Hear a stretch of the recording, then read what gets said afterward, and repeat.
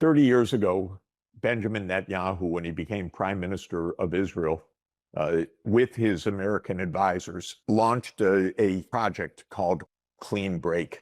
The idea of clean break, everyone should understand, is to prevent permanently a state of Palestine alongside the state of Israel. But the purpose of clean break was to say any government in the Middle East or North Africa or the Horn of Africa that supports the Palestinian cause and supports resistance, we're going to overthrow. And that is why there are so many wars, because Greater Israel delusion of Netanyahu and the American complicity has led to wars in Libya, Sudan, Somalia, Palestine, Lebanon, Syria, Iraq, Yemen, and now Iran. Have you ever seen a flock of sheep pay the wolf for protection? That is the story of the Muslim leaders today, a story of shame written in the ink of cowardice on the pages of our history. For decades, while the West was sharpening its swords, building its armies, and perfecting its war machines, what were our leaders doing? They were building taller towers in the desert. They were buying faster cars. They were competing in vanity and extravagance, sleeping soundly on pillows stuffed with the wealth of the Ummah, believing the lie that their masters in the West would protect them. They sold their dignity for a phantom promise. They traded their honor for a pat on the head. They abandoned the command of Allah to rely on those who harbor a boiling hatred for us in their chests. Allah warned us. He told us in His perfect book, "O you who have believed, do not take the Jews and the Christians as allies. They are in fact allies of one another." But they did not listen. They took them as allies. They took them as protectors. They took them as their saviors. And what was the result? Look at what happened. Look at the treachery. They poured trillions, not billions, trillions of dollars into the coffers of their so-called protectors. Money that belonged to the orphans and widows of this Ummah. Money that should have built our own armies, our own factories, our own schools. They gave it all away for protection. And when the time came, when the Zionist entity, dripping with the blood of our brothers and sisters, came to attack, where were these protectors? Where were the armies they paid for? Where were the treaties they signed? They vanished. They stood aside and watched, leaving our people to be slaughtered like sacrificial lambs, just as they planned all along. They offered no protection. They offered no help. They offered only silence and complicity, for the butcher does not protect the sheep from his own knife. Imagine the foolishness. Imagine the humiliation. Imagine telling your children that you gave the family's wealth to the enemy, hoping he would be kind. This is not leadership. This is a betrayal of the trust that Allah placed upon their necks, a betrayal of the legacy of Muhammad sallallahu alayhi wasallam, a betrayal of the courage of Umar ibn Khattab radiallahu anhu, who said, "We were the most humiliated people on earth, and Allah gave us honor through Islam. If we ever seek honor through anything else, Allah will humiliate us again." And we are living in that humiliation today because we sought honor in Washington and London instead of in sujood to Allah. The path to honor is not through the corridors of the White House.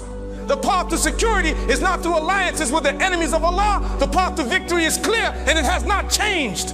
Allah says, "And prepare against them whatever you are able of power and of steeds of war by which you may terrify the enemy of Allah and your enemy." He did not say, "And pay your enemies to prepare power on your behalf." He commanded the Muslims to prepare, to be strong, to be united, to be a formidable force that relies only on Him. This dunya is a house of test, not a house of comfort.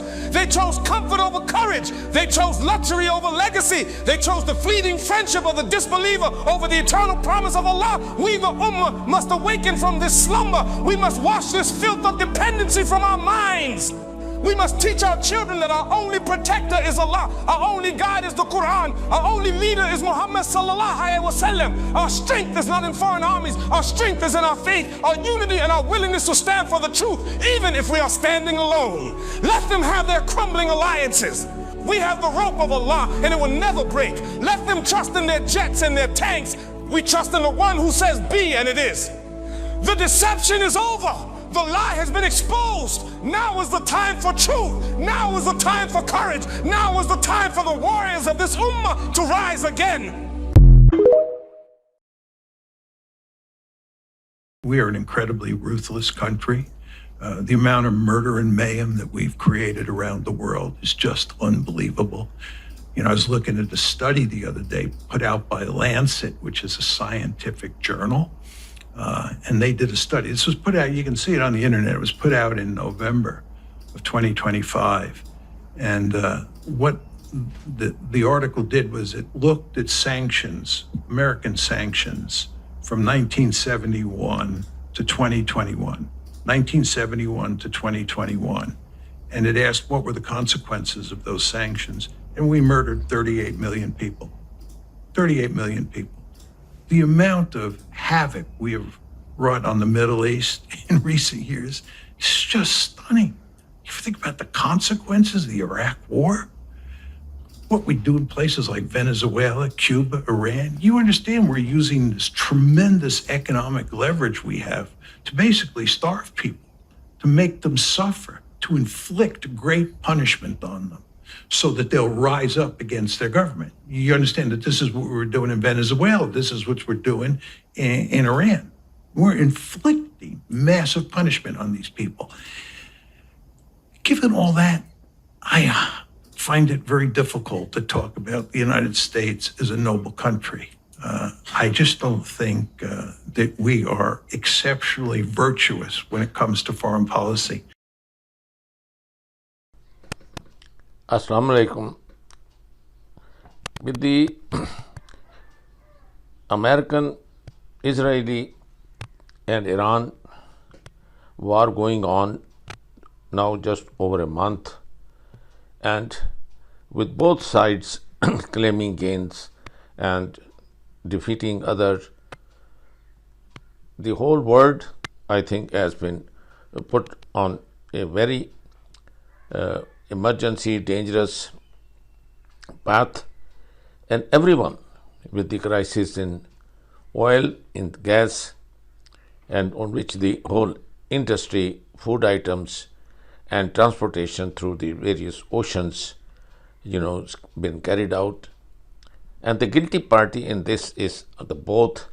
These are, I would title this vlog as the villains of the 20th century.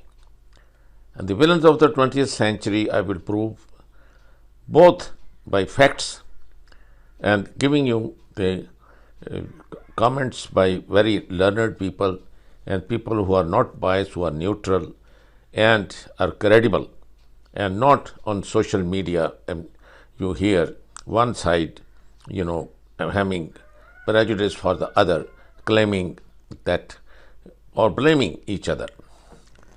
So world has to, I think, look into the callers, all the world leaders, and decide for themselves that who are the vagabonds, who are the lawbreakers, who set up precedents by destroying the international, organizations like United Nations Security Council, and all the various, I think, other departments which were under this global, agreed upon by League of Nations, turned into United Nations, and the world was kept in peace, so that the global conflicts were discussed there and some sort of a solution formed. And the last century, you can say nearly over 80 years, there has been some sort of, I wouldn't say it was 100% perfect, some sort of a peace in various parts of Africa, Asia, Middle East, in North America and Europe. With two people, and you can pinpoint them. One is the dirtiest, filthiest, the ugliest. He has surpassed Hitler, he has surpassed Namrud, Pharaoh, and Genghis Khan, or the Roman Caesar, the cruelest people in the world. If you rate him in the Guinness Book of Record, will come back that this most corrupt, rapist, baby killer, genocide, the enemy of the peace, Netanyahu.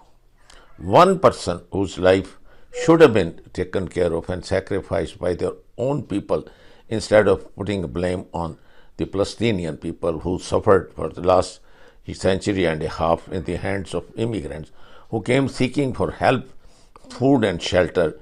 And look what these people have done. Shows you the ugly face of these Zionists. And you call them Jews, because that's what they say. That's the cover that they are, fighting some sort of religious war, which they are not. They are not even, they don't have any religion, any faith. They call themselves Jew, but they are not Jews. They are some of the dirtiest, filthiest. They are not even humans. If you look at that, the deeds of the people. So there are a percentage. How small, how big? That I leave it to the historians. I leave it to you. That how big they are. Small, tiny, less than 0.2% of the population has now hijacked the whole world. The world peace from the Intercourt of Justice helpless. ICC helpless, United Nations helpless, and Geneva Accord, everything that they set up the precedents by destroying, bombing the hospitals, by destroying the infrastructure, roads, poisoning wells, killing babies, civilians. Nothing was left, even the places of worship like churches and mosques. So when you set up such a precedent, have complete disregard for the international institution, then you have a chaos. And that's what we are facing today. And unless this is sorted out, one side will claim winning and the other side, who is writing a history, will write for herself, whether it's United States or Israel or Iran. So nobody will come out as a winner. But this is for sure that this hegemony of America and the superpower will be dead and buried forever. And with it, it will take, the sinking ship, these Zionist state created right in the middle and the heart of the Muslim world, or all three faiths. And once this menace and this scum disappears, then there will be a peace. It's not open up the straits or let the ships go. These are just ad hoc measures, or hitting down F-35 or 18 on one side, winning the other. You have to take care of these two vagabonds, and then there will be faith. Then you will see there is a will in Iran. It's the oldest civilization, very old civilization, and there is nothing which can defeat them. It's a nation. It's not immigrants, just like there. Most countries you have hodgepodge. You give your name and rank, please. Colonel David William Eberly. اسمي العقيد David William Eberly. What's your nationality, David? United States. الولايات المتحدة جنسيتي أمريكية. What's the kind of your plane and which squadron? F-15 from the 4th Tactical Fighter Wing. أقود طائرة من طراز F-15 تعود إلى الجناح الرابع التكتيكي المقاتل. Where's the base of that squadron? In Al-Kharj. مقر ذلك السرب في خرج. And where is that? In Central Saudi Arabia. وهي قاعدة في منتصف العربية السعودية. What was your target in Iraq? Scud missiles and associated chemical facilities. هدفي في العراق كان ضرب قواعد سكود ومعامل كيميائية ملحقة. And how were you shot down? I don't know. ولا أعرف كيف تم إسقاط طائرتنا. David, how were you injured in the neck, please? I believe it was during the ejection or when I hit the ground. أعتقد أن إصابتي في العنق حصلت إما في مرحلة القفز خارج الطائرة أو عند ارتطامي بالأرض. Of organized science in history. 3 days after Hiroshima, a second bomb was dropped. Nagasaki was never the intended target, but fate intervened. Clouds over Kakura spared one city and condemned another. At 503 meters, Fat Man exploded with even greater force than the first, tearing through the valley below. The mountains shielded part of the city, but still, tens of thousands perished. Now, there is no choice. Japan is no longer fighting for victory. It is fighting for its own survival. The war is over. The world has changed.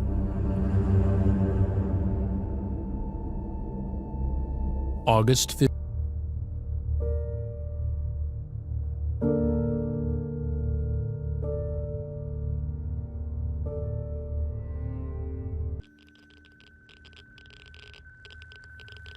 T plus 1 hour. A new horror begins. Thick, oily raindrops begin to fall over Hiroshima. The detonation has sucked debris and moisture into the upper atmosphere, forming highly radioactive black rain. Those desperate for water drink from puddles. They do not yet know it carries death. The rain persists for about 30 minutes, staining everything it touches and posing severe health risks to those who come in contact with it. The survivors, now contending with radioactive fallout, face an environment fraught with unseen dangers, compounding the immediate horrors of the blast. For many, the suffering will not end in the days or even years to come. T plus 3 hours. News of the bombing reaches the world. President Harry S. Truman delivers a public address, confirming that the United States has deployed an atomic bomb on Hiroshima. His words echo across radio waves. A short time ago, an American airplane dropped one bomb on Hiroshima and destroyed its usefulness to the enemy. That bomb has more power than 20,000 tons of TNT. The Japanese began the war from the air at Pearl Harbor. They have been repaid many-fold, and the end is not yet. With this bomb, we have now added a new and revolutionary increase in destruction to supplement the growing power of our armed forces. Both science and industry work together under the direction of the United States Army, which achieved a unique success in an amazingly short time. It is doubtful if such another combination could be got together in the world. What has been done is the greatest achievement. In the vicinity of the city. 3 days prior, on October 3, 1945, a group of American scientists from the Manhattan Engineer District entered Hiroshima to conduct radiological surveys.